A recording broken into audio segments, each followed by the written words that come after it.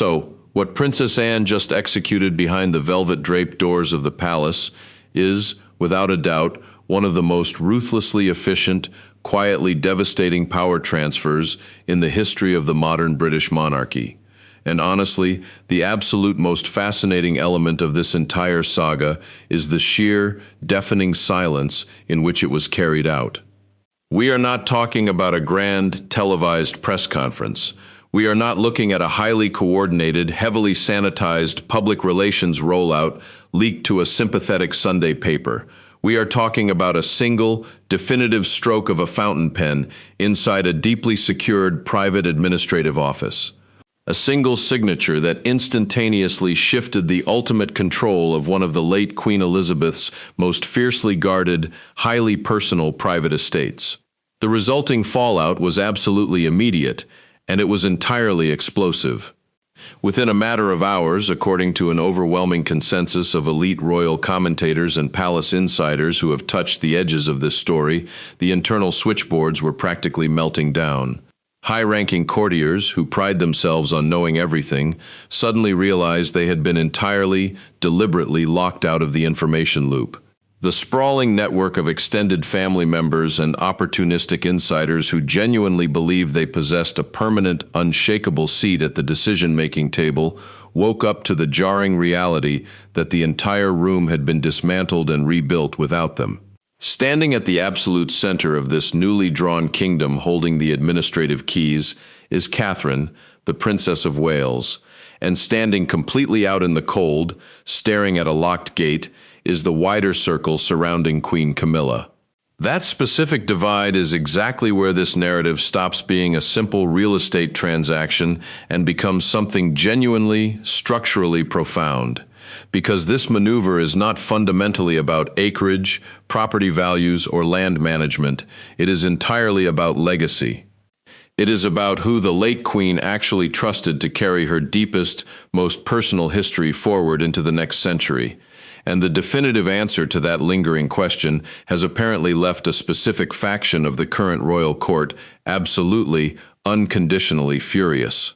If you are fascinated by the hidden mechanics, the unspoken strategies, and the real power dynamics operating behind the palace walls, do me a quick favor and hit that subscribe button to join us here at Royal Prime.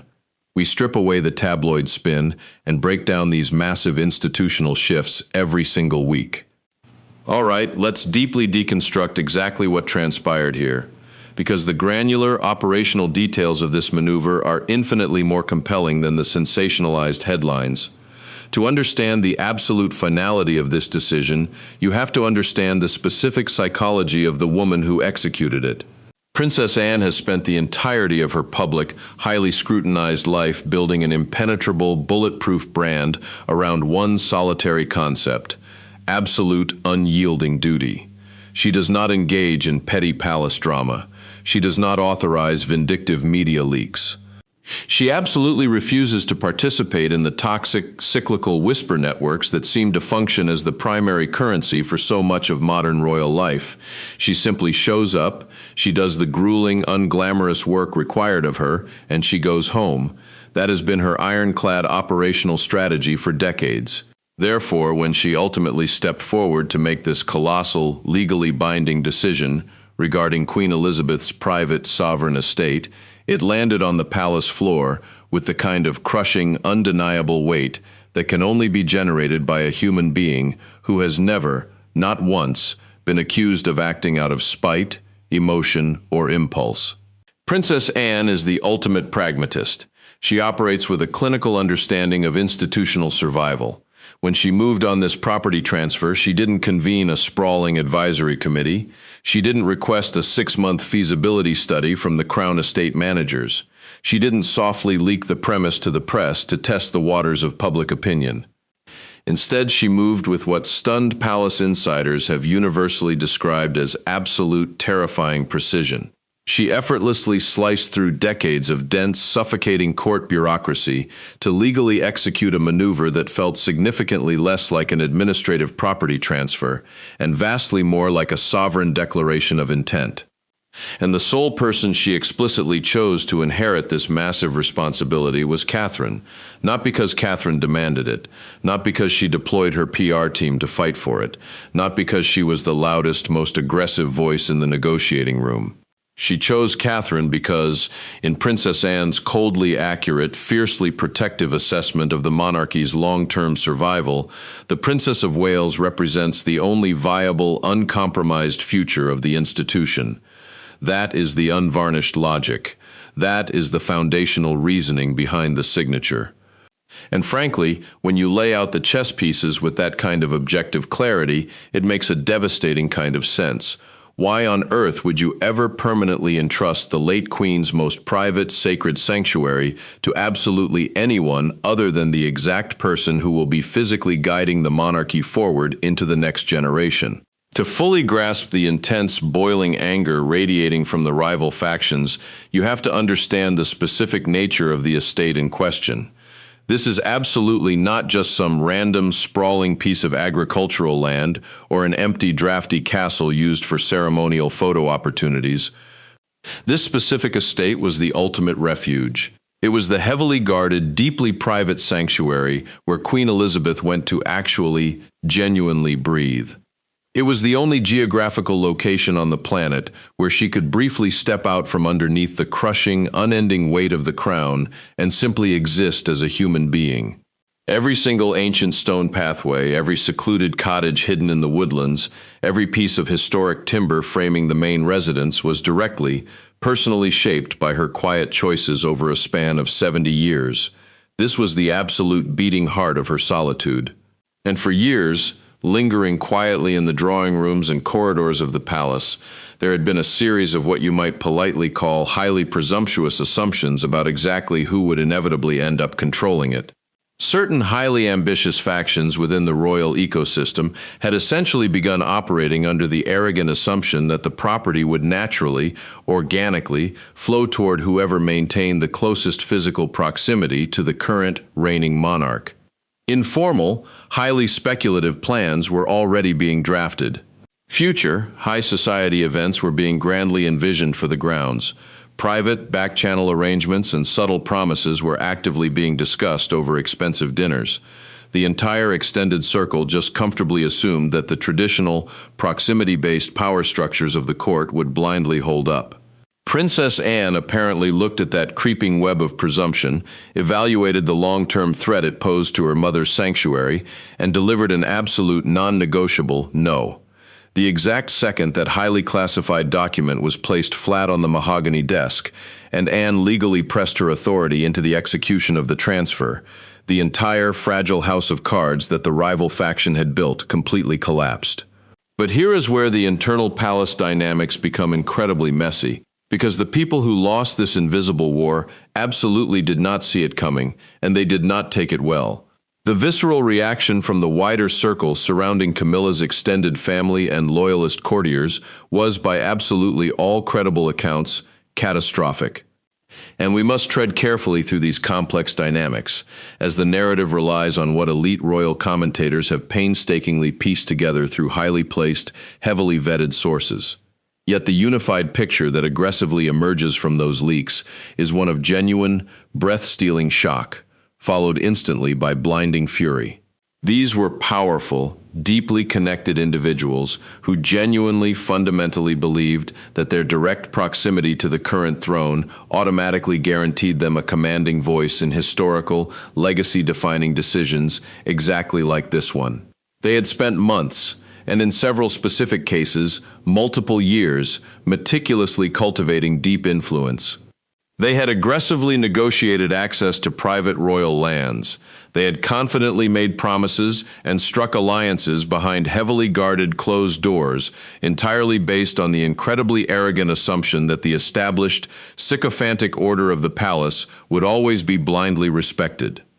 And then, without a single warning shot, Princess Anne sat down, signed a legally binding piece of paper, and rendered absolutely every single one of those carefully laid plans completely, utterly irrelevant. The sheer, suffocating sense of betrayal radiating within those specific circles must have been absolutely overwhelming. You don't experience seasoned, unflappable courtiers losing their legendary composure over a piece of good news. The metaphorical shattering of porcelain against the parquet floors of the palace, that is the exact, specific kind of visceral reaction that only ever occurs when someone suddenly, horrifyingly realizes that the elaborate, high-stakes game they thought they were masterfully playing actually ended hours ago, and they weren't even informed. What makes this entire explosive standoff so incredibly fascinating from an analytical, outside perspective is that the boiling anger doesn't actually seem to be rooted in the physical land itself. Let's be entirely realistic for a moment. The extended families and inner circles operating at this elite level of the stratosphere are absolutely not struggling for resources. This fierce pushback is not fundamentally about acquiring more acres, boosting property portfolio values, or securing agricultural revenue streams. It is entirely, 100% about relevance. It is about the sudden, terrifying, dawning realization that their hard-won authority is fleeting. Their power is explicitly, inextricably tied to the present moment, to this specific, current reign. They are terrified by the undeniable confirmation that the actual long-term future of the institution actively belongs to people who are fundamentally not them. Catherine's operational authority, on the exact other hand, is tethered to a reality that absolutely cannot be negotiated, politicked, or lobbied away by ambitious courtiers. She is going to be the queen. That is not a hypothetical scenario. That is not a maybe. That is not a situation where we just have to wait and see how the public relations optics shake out over the next decade.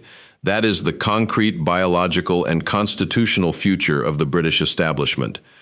And by executing this transfer, Princess Anne just made it devastatingly, publicly clear to the entire royal apparatus that when it comes to fiercely protecting Queen Elizabeth's most personal, sacred legacy, the permanence of the future matters infinitely more than the fragile politics of the present.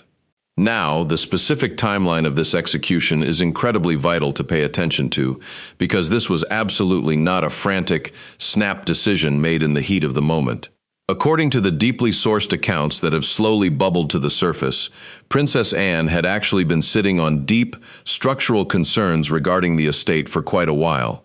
She had apparently, astutely identified a rapidly growing, highly ambitious network of private commercial interests and extended family influences that were beginning to quietly, aggressively encroach upon the estate's philosophical and physical boundaries.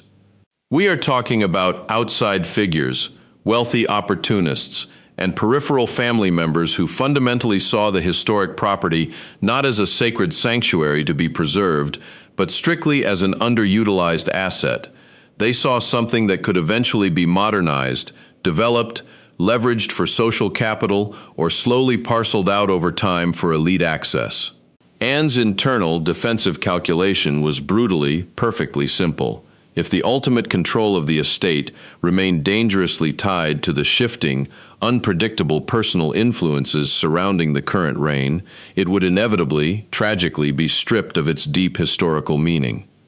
The absolute only way to protect the sanctuary permanently, to lock it away from the vultures, was to place it directly into hands that simply could not be moved, could not be pressured by courtiers, and absolutely could not be outmaneuvered by palace politics.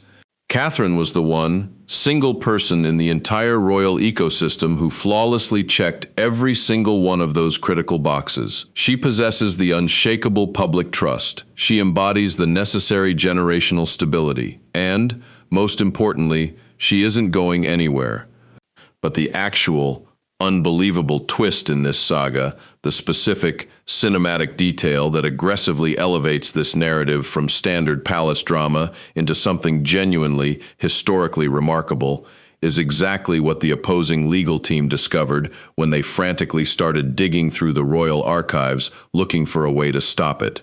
Because once the initial, paralyzing shock finally wore off and the rival circle began loudly making noise about aggressively challenging the legal validity of Anne's transfer, their highly paid researchers went desperately searching for any obscure historical precedent, any hidden constitutional loophole, or any technicality that might somehow help their case. What those researchers actually found instead was the ultimate checkmating royal trump card, buried deep at the bottom of a highly secured, classified archival file box, sealed perfectly with the sovereign's own personal wax crest, and dated several years before any of this current, bitter conflict ever began, was a legally binding addendum. Inside was a codicil, a fiercely guarded legal directive written entirely, unmistakably in Queen Elizabeth's own handwriting, and the explosive contents of that single document basically rendered every single factional objection entirely, humiliatingly moot before it was even officially raised. The late Queen had not only possessed the terrifying, brilliant foresight to anticipate this exact, specific power struggle breaking out over her property, but she had already explicitly, legally decided exactly how it should be permanently handled. The estate was officially, permanently designated as an unalterable, untouchable sanctuary exclusively reserved for the direct future of the crown. It was legally, fiercely shielded from any opportunistic claims made by extended family members, step-relatives, or temporary, highly ambitious court factions. Catherine wasn't just Princess Anne's pragmatic choice for the estate. Catherine was Queen Elizabeth's explicit, documented choice. It was formalized, it was legally sealed, and it had been sitting silently in the dark, patiently waiting for the exact right historical moment to be ruthlessly executed. That specific, undeniable archival detail is the turning point that permanently changes the entire complexion of the power dynamic, because up until the exact second that historic envelope was broken open and the Queen's handwriting was verified, the deeply angry people fiercely fighting against this transfer could easily frame the narrative to their advantage. They could quietly leak to the press that this was a hostile power play. They could frame it as Princess Anne aggressively overstepping her boundaries. They could paint it as a sudden, highly emotional move that hadn't been properly, constitutionally considered by the reigning monarch. But the moment that hidden codicil saw the light of day, the entire foundation of their argument violently, spectacularly collapsed. You simply cannot loudly claim to the press that you are valiantly defending the late Queen's true wishes when the late Queen's actual, legally binding written words explicitly, directly contradict every single thing you are arguing. You absolutely cannot engage in a debate about historical royal precedent when the ultimate precedent was proactively set in stone by the defining monarch of the century, locked in a document that your own ambitious researchers hadn't bothered to anticipate. Every single whispered accusation, every frantic internal protest, every carefully coordinated media leak attempting to question or undermine Catherine's sudden elevation, absolutely all of it ran straight, face first, into the impenetrable concrete wall of Queen Elizabeth's explicit, unyielding final directive. The legal structure built around the transfer was instantly proven to be entirely ironclad. The decision was absolute and final, and everyone who had just spent weeks aggressively, loudly raging against the unfairness of the situation suddenly, embarrassingly, had to confront the cold, hard reality of their defeat. They weren't actually fighting a rogue Princess Anne at all. They were fruitlessly fighting a master plan that had been quietly, brilliantly set in motion years ago by a legendary woman who knew exactly, precisely how the vultures would circle after she was gone. The absolute, undeniable strategic brilliance of Princess Anne's execution becomes infinitely clearer the closer you analyze the timeline. She didn't merely facilitate the transfer of a highly valuable piece of property. She actively, deliberately created an impenetrable, legal and optical barrier entirely around it. By officially putting Catherine in absolute control and backing that move with the undeniable newly discovered legal directives of the late Queen, Anne made it functionally, legally impossible for creeping commercial interests, wealthy developers, or shifting, opportunistic court factions to ever lay a single finger on the estate. Catherine is the undeniable future queen. Her unshakable position within the institutional hierarchy is absolutely not dependent on who is currently in favor at court, which aides have the king's ear this week, or the fluctuating popularity polls of the extended family. She operates completely beyond that petty fray. And Anne astutely recognized that fiercely protecting Queen Elizabeth's ultimate sanctuary required physically placing it entirely beyond the reach of toxic palace politics. That is not a petty, vindictive administrative maneuver. That is profound, long-term institutional thinking from a woman who has spent her entire, highly observant life watching exactly how the levers of power actually work behind the golden gates. For Catherine, the sheer, crushing weight of this sudden responsibility is incredibly hard to overstate. She is absolutely not celebrating this transfer. She is not popping champagne, and she is certainly not doing a vindictive victory lap around the factions who tried to block her. The reliable inside accounts describe her currently sitting quietly, deeply focused, surrounded by massive, dense estate plans. She is meticulously reviewing complex agricultural sustainability reports, studying long-term conservation proposals, and absorbing the operational history of the land. She is doing this while remaining painfully aware that every single management decision she makes regarding this sanctuary from this point forward will be intensely, unfairly scrutinized by the exact same people who are actively, bitterly waiting for her to fail. When she walks those ancient, quiet, tree-lined paths where Queen Elizabeth once actively sought her most profound solitude, the heavy responsibility settles on her shoulders in a way that probably cannot be fully, accurately explained to anyone who exists outside of that intensely pressurized world. This estate is absolutely not a luxury gift. It is a sacred trust, and by all accounts, Catherine seems to understand the gravity of that distinction completely. Prince William, for his part as the ultimate enforcer of this new reality, has apparently made his defensive position absolutely, terrifyingly clear to anyone foolish enough to ask. Any further attempt by any faction to subtly undermine Catherine's new appointment, or any quiet campaign to challenge Princess Anne's execution of the transfer, will be met with his absolute total resistance. He intimately watched his grandmother slowly, lovingly build and maintain this sanctuary over decades. He knows exactly, specifically what the quiet refuge meant to her mental survival, and he has absolutely zero intention of letting anyone carve it up, leverage it, or exploit it for their own social or financial benefit. The message originating from his specific quarter of the palace is entirely unambiguous. This is done. This is morally and legally right. And this is absolutely, unconditionally not up for debate.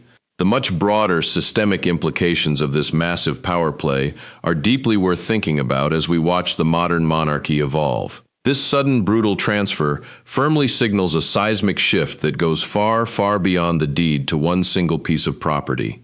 It is the ultimate changing of the guard. It is a quiet, incredibly polite, but entirely unmistakable declaration that the era of temporary, proximity-based, silent influence is rapidly drawing to a definitive close. The absolute, undeniable future of the British monarchy is William and Catherine. And surgical, unyielding decisions exactly like this one make that fast-approaching reality increasingly harder for the old guard to ignore, manipulate, or delay. Princess Anne, by choosing to act exactly when she did, and utilizing the precise, devastating methods she used, basically forced the entire dragging institution to aggressively look forward instead of constantly looking sideways. She willingly, bravely took the intense, burning heat of the internal storm entirely upon herself, absorbing the immediate fury of the rival factions, so that William and Catherine could seamlessly step into their rightful future without any compromised, messy legacies or property disputes trailing behind them. That is not just family loyalty. That is the ultimate strategic institutional sacrifice from a woman who has never once asked the public for credit, and who probably never ever will. The ambitious people who ultimately lost this bitter fight, and it is practically impossible to call it anything other than a devastating total loss at this point, are now trapped in a completely impossible, humiliating position. They cannot continue actively opposing the land transfer without explicitly, publicly defying Queen Elizabeth's newly documented, legally binding final wishes. They cannot attempt to frame the move as a rogue, aggressive action orchestrated by an out-of-control Princess Anne without looking completely foolish for not doing their own archival homework. And they absolutely cannot argue to the press that Catherine is somehow unworthy or unprepared for the task, without simultaneously attacking the infallible judgment of both the beloved late Queen and one of the absolute most respected, hard-working royals in modern British history. The suffocating silence that instantly followed the dramatic discovery of the archive tells you absolutely everything you need to know about who holds the real power. The intense, boiling power struggle ended not with a massive, screaming public confrontation in the press, but with a simple, quiet piece of paper that had been sitting silently in a dark file box for years, patiently waiting for exactly this moment to strike. What permanently sticks with me about this entire, incredible situation is how absolutely, perfectly, it illustrates the massive, fundamental difference between mere influence and true authority. Camilla's extended circle undeniably had influence. They had excellent access. They had immense physical proximity to the current throne.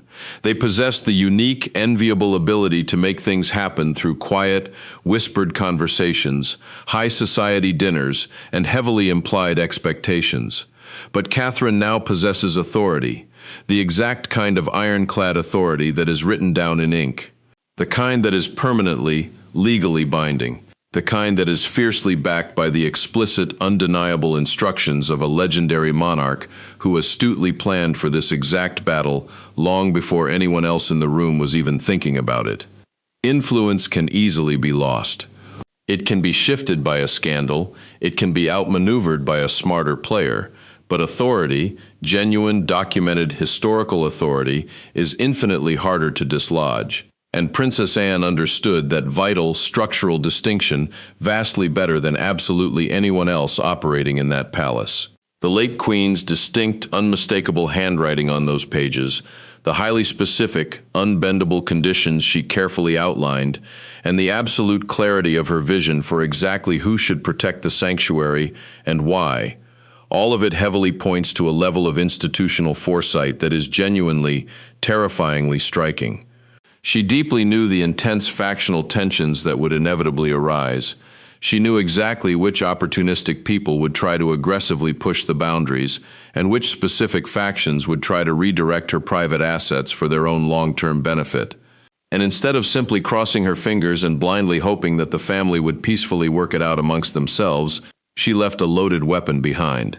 She left specific, binding, completely legally enforceable instructions that sat perfectly quiet in an archive until the exact, precise millisecond they were needed to protect the crown. That is not just elder wisdom. That is a masterclass in ruthlessly protecting what actually matters, actively ruling the chessboard from beyond the grave. For the rival factions, the extended family, and the wider circle of courtiers that had arrogantly built their entire future expectations around controlling this estate, the bitter, humiliating reckoning is probably still settling in. The quiet, insidious influence they had spent years cultivating, the carefully negotiated elite access, the subtle, ambitious promises made in private, hushed conversations, absolutely all of it dissolved into thin air the exact moment that red wax seal was officially broken. There is absolutely no internal appeal process for this defeat. There is no clever legal workaround. There is no PR spin that can fix it. The late Queen made her ultimate, unshakable choice. Princess Anne flawlessly, ruthlessly executed it. And Catherine, the Princess of Wales, now permanently carries it forward. Anyone left in the palace who still desperately wants to keep fighting this invisible war now has the impossible task of explicitly explaining to the world exactly why they think they know vastly better than Queen Elizabeth herself. Good luck with that argument. Princess Anne's pivotal, unrelenting role in absolutely all of this is the one specific thing I constantly keep coming back to. She absolutely did not have to do this. She could have easily, safely, let the chips fall where they may. She could have let the sacred estate get slowly pulled into whatever commercial, political, or factional currents were swirling around the current reign, and absolutely nobody in the press or the public would have blamed her for quietly staying out of the mess. Instead, she stepped directly, willingly, into the absolute line of fire. She took the immediate, vicious backlash. She absorbed the blinding anger of the ambitious courtiers, and she made absolutely 100% certain that the final outcome was securely locked in before anyone could even attempt to stop it. She acted as an impenetrable human shield, so that William and Catherine wouldn't have to muddy their own hands fighting this brutal internal battle themselves. That is the absolute definition of duty in its purest, most undiluted form. There was no glossy press release. There was no smiling, orchestrated photo op. There was no carefully managed public image campaign to boost her own popularity. There was just a signature on a vital historical document and a terrifying willingness to stand fiercely behind it, absolutely no matter who in the palace got upset. The lasting, enduring image of Catherine quietly walking those ancient, tree-lined paths, deeply understanding that she is now solely responsible for preserving something that meant absolutely everything to the late Queen, that is the true, emotional core of this entire story. It is not about pettiness. It is not about winning a real estate war. It is not about defeating royal rivals, crushing extended family members, or proving arrogant points to the press. It is entirely about humbly accepting a massive, historical weight that someone else explicitly, deliberately chose you to carry, and then ensuring you carry it with the exact, unyielding dignity that the massive responsibility demands. Queen Elizabeth deliberately built this sanctuary as a place of absolute, unbroken peace. Catherine's fundamental job now is to make absolutely certain that it stays that way for the next generation and the one immediately after that. Given absolutely everything we have seen from her over the tumultuous years, the steady, unblinking focus, the absolute refusal to ever get dragged into petty tabloid conflicts, the quiet, relentless dedication to the work itself, it is incredibly hard to imagine absolutely anyone better suited to the monumental task. Years from now, when royal historians look back at this highly volatile, transitional period of the monarchy, they probably won't spend much time obsessing over the frantic private meetings, the shattered teacups, or the panicked, furious phone calls echoing between the various palace offices. What they will clearly see is the exact defining moment Princess Anne made a calculated choice that permanently protected Queen Elizabeth's most personal legacy from becoming just another leveraged asset to be traded by ambitious courtiers. They will see a defining historical decision that aggressively prioritized the long-term future over the messy political present and absolute permanence over temporary convenience. And they will see Catherine, the Princess of Wales, standing firmly on ground that was entrusted to her, not because of dirty palace politics, not because of PR manipulation, and not because of court favoritism, but because two entirely different generations of fiercely dedicated royal women looked directly at her and saw the exact unyielding person who would protect what actually mattered. The rival factions can absolutely keep whispering in the dark. The wild tabloid speculation can keep swirling in the Sunday papers, but the foundation resting underneath absolutely all of it is now solid as a rock.